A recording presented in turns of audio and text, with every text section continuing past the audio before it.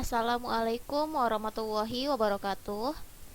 Baiklah, pada video kali ini saya akan melanjutkan praktikum, yaitu di sini ada praktikum 5 dari mata kuliah Sistem Operasi. Di mana pada video kali ini juga merupakan tugas untuk ujian akhir semester. Langsung saja di sini praktikum yang kelima, yaitu mengenai simulasi deadlock dengan menggunakan OS simulator. Yang pertama, saya akan menjelaskan mengenai deadlock. Deadlock adalah kondisi di mana masing-masing proses membawa resource dan saling menunggu untuk mendapatkan resource yang dibawa oleh proses yang lain. Di mana permasalahan deadlock itu terjadi karena sekumpulan proses-proses yang diblok, di mana setiap prosesnya membawa sebuah sumber daya dan menunggu untuk mendapatkan sumber daya yang dibawa oleh proses lainnya. Langsung saja di sini. Nah, ini dia ada beberapa source code program, yaitu ada 4 buah, yaitu ada program P1, P2, P3, dan P4.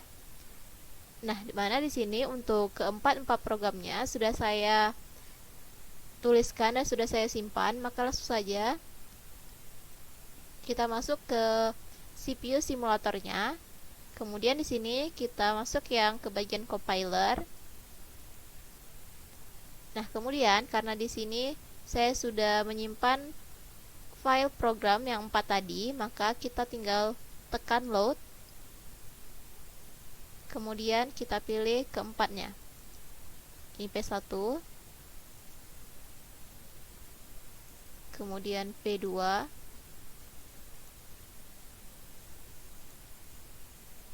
P3.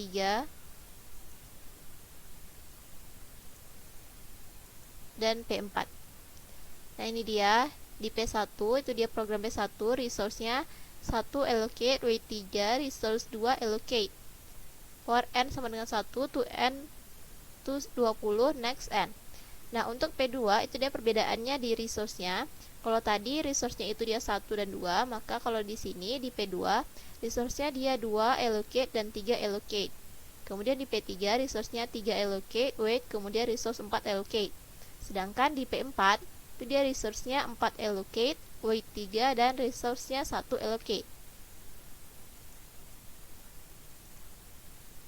Nah, kemudian jika sudah kita masukkan ke 4 programnya, selanjutnya kita tekan yang compile.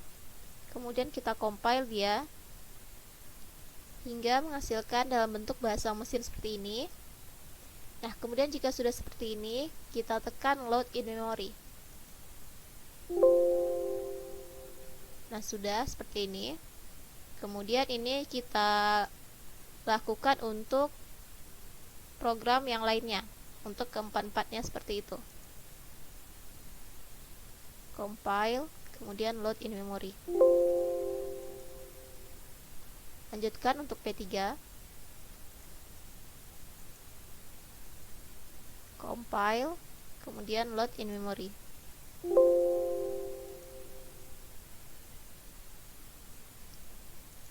Kemudian yang terakhir untuk P4, compile, load in memory. Nah, seperti ini dia. Di sini bisa kita lihat di program listnya, semua program yaitu P1, P2, P3, dan P4 sudah masuk ke sini. Maka selanjutnya kita buka OSO-nya. Nah, ini dia. Kemudian di sini kita lihat di program list, program name ini dia ada 4 sini kan programnya yang tadi sudah kita masukkan. Kemudian yang 4 ini kita pindahkan dia ke dalam ready process atau ready queue dengan cara tekan ini P1, kemudian create new process, atau bisa juga dengan cara double klik pada programnya.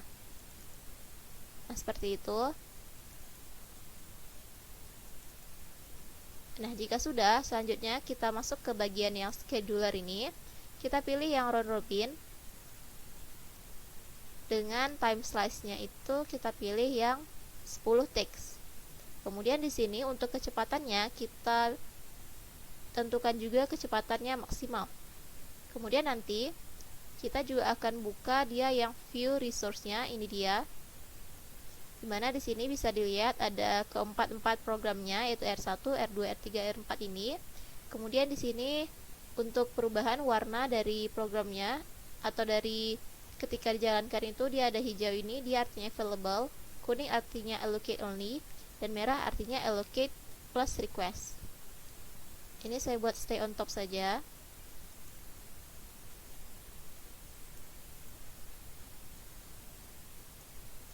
Tunggu kita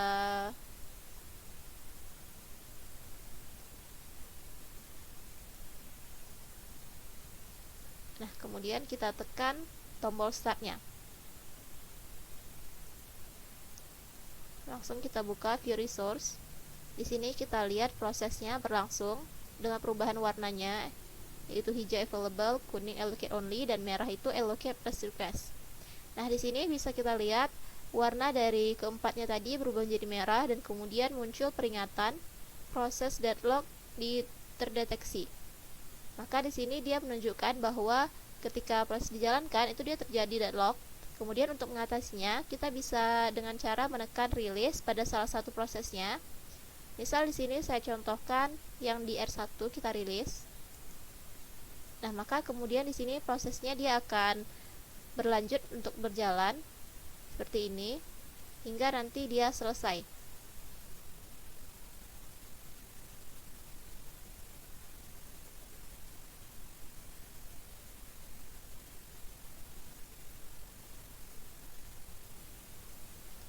Nah, maka di sini bisa kita lihat semuanya sudah berwarna hijau dan prosesnya juga sudah berhenti berjalan, sudah selesai dia ini. Nah, kemudian di sini jika teman-teman lihat di view resource-nya tadi ada di sini namanya prevent, yaitu untuk pencegahan terjadinya deadlock, yaitu ada 3. Di sini ada disallow hold and wait, kemudian disallow circular wait, dan use total ordering. Nah, selain prevent juga ada yang namanya recover, yaitu untuk menyelesaikan jika ada deadlock penyelesaiannya, yaitu ada 2, abort processes dan juga preempt resource. Nah, di sini saya coba dulu untuk pencegahan deadlock yang pertama, disallow hold and wait. Kita checklist seperti ini, close. Kemudian ini sama ya, kita masukkan lagi yang di program listnya ini ke dalam ready process, P1, P2, P3, dan P4. Untuk pengaturannya lainnya itu tetap sama, yaitu round robin, 10 teks, dan kecepatan maksimal.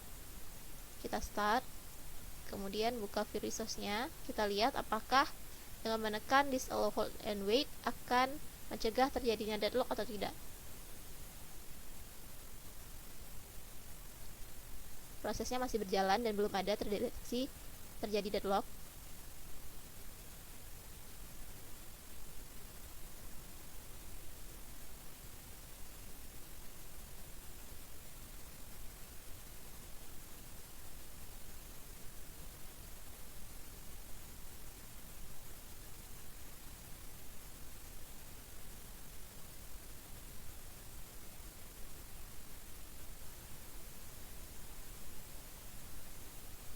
Nah, ini dia prosesnya sudah selesai, sudah berwarna hijau semua, dan bisa kita lihat tadi tidak ada muncul atau tidak ada terjadinya deadlock. Maka untuk pencegahan yang disallow hold and wait, dia berhasil untuk mencegah terjadinya deadlock. Nah, selanjutnya saya akan cobakan untuk disallow circular wait. Ini kita hapus, kemudian kita checklist yang di bagian disallow circular wait. Kita close. Kemudian selanjutnya kita masukkan lagi programnya ke dalam ready process seperti tadi.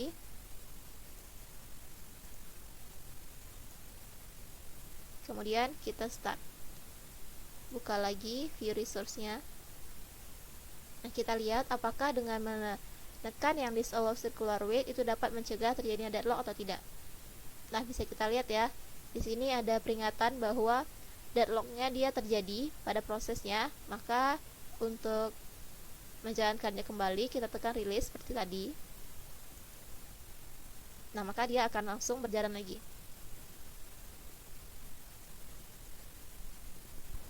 Kita tunggu dia prosesnya hingga selesai.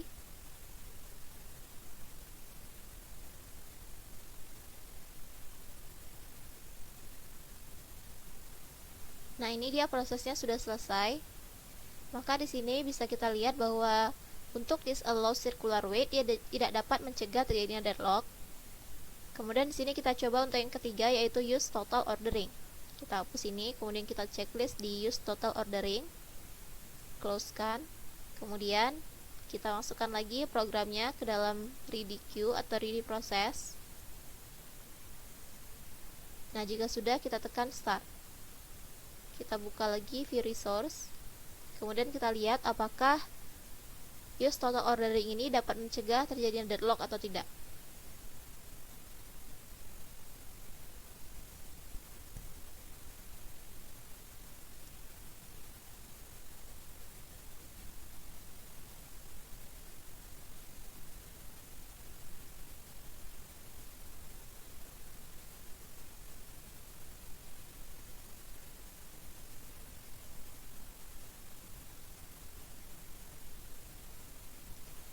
Baiklah, di sini prosesnya sudah selesai ya.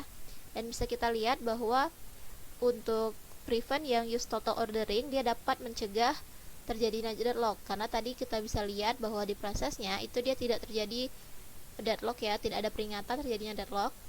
Nah, maka kemudian di sini selanjutnya saya akan mencobakan untuk yang recover, yaitu untuk yang abort processes. Nah, ini dia. Kemudian kita close dan kita masukkan lagi programnya ke dalam ready queue seperti tadi. Kemudian tekan tombol start dan view resource seperti ini. Kemudian kita lihat prosesnya.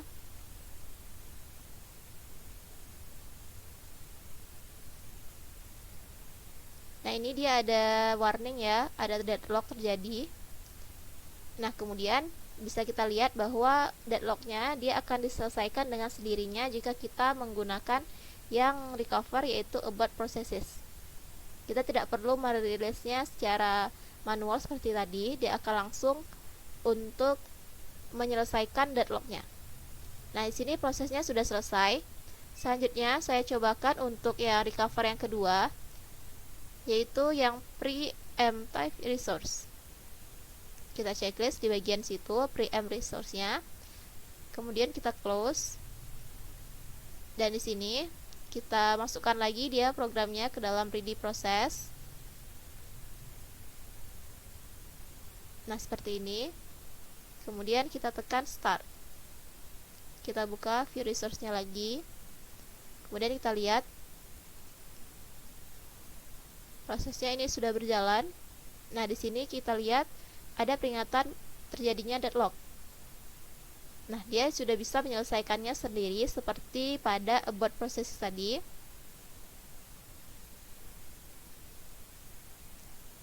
Dan kemudian di sini prosesnya kembali berjalan ya. Nah, ini dia prosesnya sudah selesai dijalankan. Kan di sini bisa kita lihat bahwa di recover, baik itu di abort processes dan juga di preempt resource, itu dia jika terdapat deadlock seperti tadi ada peringatan, itu dia dapat menyelesaikan deadlocknya sendiri tanpa harus kita rilis secara manual seperti halnya proses yang sebelumnya.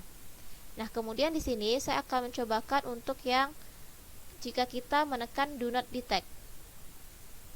Misal di sini kita menekan do not detect seperti ini, kita close.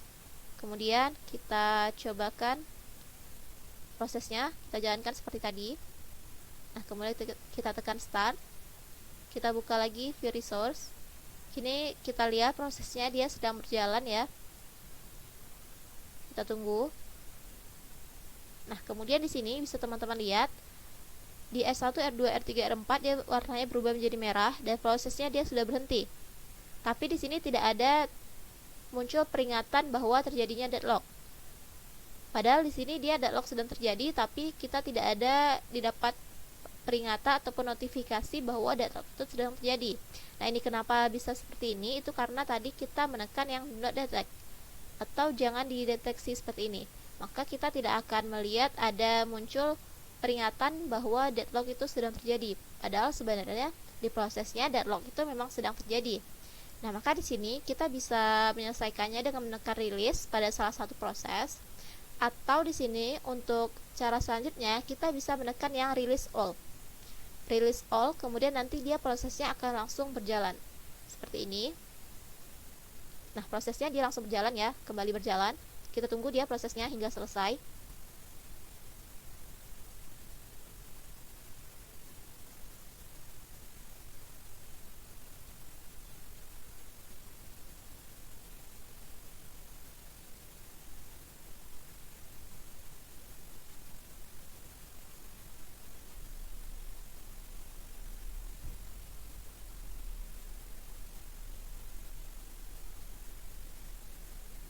Nah, baiklah, di sini prosesnya sudah selesai ya, dengan cara kita menekan release all tadi. Nah, maka di sini bisa kita simpulkan bahwa untuk mencegah terjadinya deadlock pada contoh program kita ini, kita bisa dengan cara disallow hold and wait dan juga menggunakan use total ordering. Selanjutnya untuk yang recover yaitu about processes dan preempt resource, kedua-duanya itu dapat menyelesaikan deadlock ketika deadlock terjadi pada proses tersebut. Nah, maka begitulah untuk simulasi deadlock dengan menggunakan OS Simulator pada video kali ini. Jika ada kesalahan, mohon dimaafkan. Wassalamualaikum warahmatullahi wabarakatuh.